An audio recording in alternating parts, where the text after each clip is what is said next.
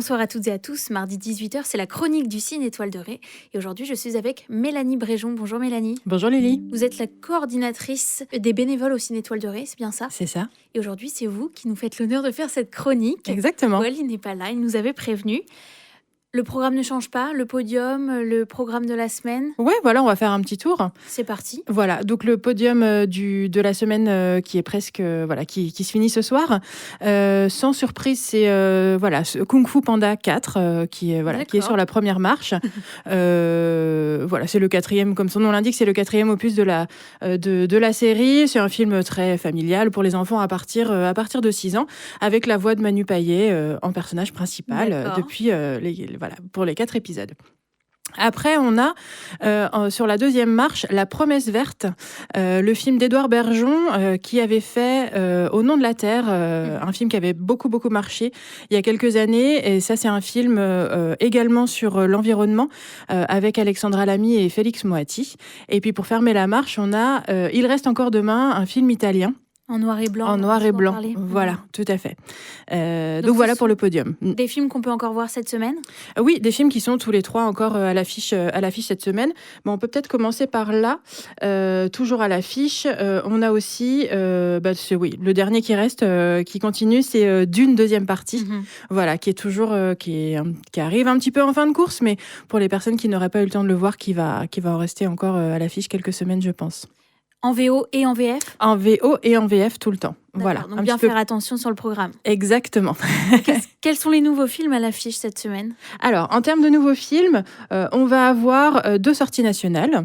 Une comédie d'Olivier Ducret avec Isabelle Carré, Bernard Campan, Julia Faure et Pablo Poli qui s'appelle Et plus si affinité. Voilà, on l'avait passé en avant-première il y a une dizaine de jours. C'est une comédie française, un huis clos. On pourrait avoir l'impression que c'est adapté d'une pièce de théâtre, mais non. Entre 4 personnages des voisins qui vont découvrir leurs habitudes et certaines habitudes qui peuvent choquer un des 2 couples. Voilà. Et puis le deuxième film en sortie nationale, c'est Ducobu passe au vert de et avec Elie Semoun. Cette fois-ci, c'est le 5e opus de la série. Donc pour les enfants à partir de 8 ans à peu près. Que vous aviez aussi percé en avant-première ? Exactement, qu'on avait passé en avant-première, là si je ne me trompe pas, c'était la semaine dernière. Voilà, donc pour les enfants qui ont envie de bien rire, les familles qui ont envie de bien rire, c'est fait pour eux.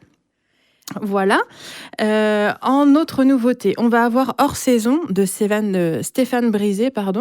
Stéphane Brisé, on le connaît beaucoup pour ses films sociaux, en particulier une trilogie qu'il a fait autour du monde du travail avec Vincent Lindon. Il y avait La loi du marché, En guerre et Un autre monde qui est sorti il y a pas longtemps, il y a 2-3 ans. Cette fois-ci, c'est un film plutôt intime, sur l'intime en tout cas, avec Guillaume Canet et Alba Rohrwacher, qui est une actrice italienne. Voilà, donc sur un acteur assez connu, un petit peu perdu dans sa vie, qui retrouve une femme qu'il a aimée il y a plusieurs années, qui se retrouve un petit peu par hasard. Donc voilà, ce premier film. On a également en nouveauté cette semaine La nouvelle femme de Léa Todorov, qui est un film franco-italien, avec Leila Bekti et Jasmine Trinca. Et c'est un film qui met à l'honneur le travail de la médecin Maria Montessori au début du XXe siècle, à travers l'histoire d'une femme, Leila Bekti, qui vient lui confier son enfant.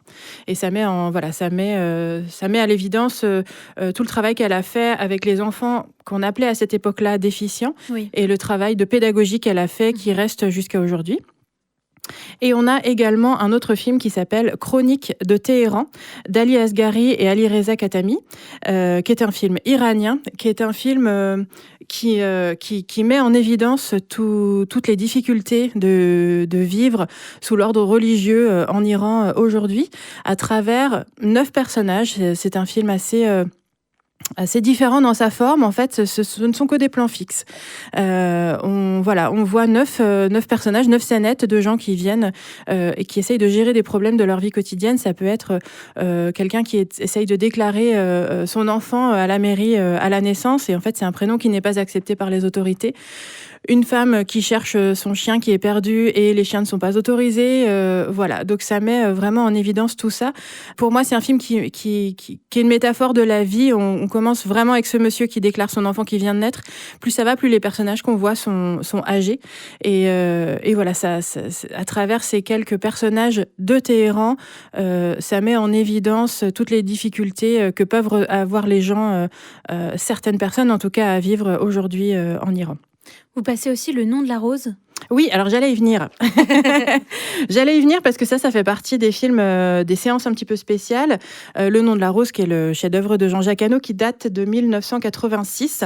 Et donc, il y a une séance mercredi, donc demain soir, à 20h30. Le film ressort en version restaurée. Donc, pour toutes les personnes qui ne l'auraient pas vu ou qui souhaitent le voir sur un écran de cinéma, parce que c'est toujours différent comme expérience. C'est toujours différent. Alors, effectivement, je prêche un petit peu pour ma paroisse, mais vraiment, on ne ressent pas on ne vit pas les films de la même manière quand on les voit sur un grand écran, dans le noir, où on ne peut pas mettre sur pause, on ne peut pas aller aux toilettes, on ne peut pas regarder son téléphone. Voilà. Donc, vraiment, c'est l'occasion de venir leur découvrir. On a également j'allais dire le fameux, mais film surprise, j'imagine. Voilà, c'est ça. On peut dire le fameux, oui. Le fameux film surprise. Donc, on est en avril, donc il en restera 2, si je ne me trompe pas, avant l'été.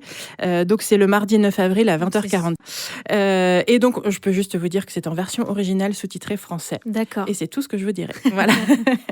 Et le film sur lequel je vais mettre l'accent ce soir, c'est une rencontre autour du film Nous serons toujours là, Plogoff 1980, un film de Nicolas Guillou. Donc c'est lundi prochain, le 8 avril à 20h15.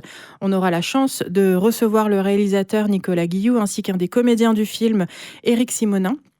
Et c'est un film qui se concentre sur 3 mois de la lutte contre l'implantation d'une centrale nucléaire à Plogoff dans le Finistère.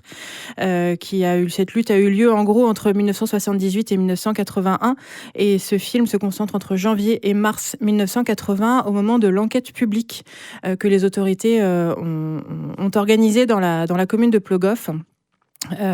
Cette enquête publique a très très mal démarré, ce qui fait que les autorités ont dû envoyer des camionnettes qui étaient comme des mairies annexes, qui étaient protégées par des CRS. Et voilà, c'est cette lutte des habitants contre l'implantation de cette centrale nucléaire et les habitants ont fini par gagner puisque François Mitterrand, à son élection, avait promis de ne pas monter le projet. Et la promesse a été tenue. Voilà. Est-ce qu'il y a d'autres événements à venir ? Alors, en termes d'autres événements à venir, on en parlera plus longuement dans les prochaines émissions. Vous pouvez noter la dernière séance de l'année pour les conférences Altaïr, qui sera sur l'Équateur. Le titre du film exact, c'est Équateur, terre de diversité. Et donc, c'est samedi 13 avril à 15h. Donc, pour rappel, les séances Altaïr sont organisées par l'association Pornic Évasion. Ce sont eux qui organisent leur propre billetterie et donc la séance est à 9 €. On ne peut pas réserver les places à l'avance, donc si vous souhaitez venir, n'hésitez pas à venir dès 14h30 pour être sûr d'avoir une place. Voilà. Et puis, autrement à noter, le festival Playtime, donc c'est la 9e édition. C'est un festival qui est organisé par les cinémas associatifs de Loire-Atlantique. Donc, il y aura une avant-première d'un film, il y aura un débat, il y aura des films pour les enfants.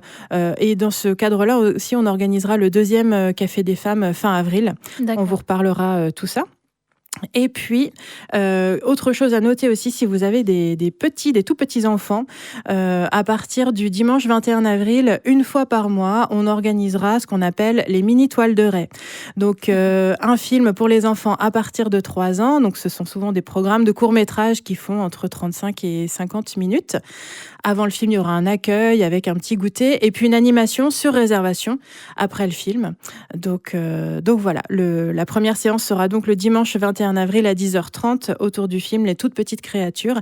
Donc on vous en reparlera plus longuement, mais surtout si ça vous intéresse, notez-le déjà dans votre agenda. Et vous pourrez aussi retrouver toutes les informations, j'imagine, sur le site du Ciné Étoile de Ré dans les semaines qui arrivent. Tout à fait. Pour l'instant, ce programme-là n'est pas encore mis en ligne sur notre site, mais il le sera très prochainement. Merci beaucoup, Mélanie. Merci, Lélie. À la semaine prochaine, puisque la chronique du Ciné Étoile de Ré, c'est tous les mardis à 18h. Exactement. Au revoir.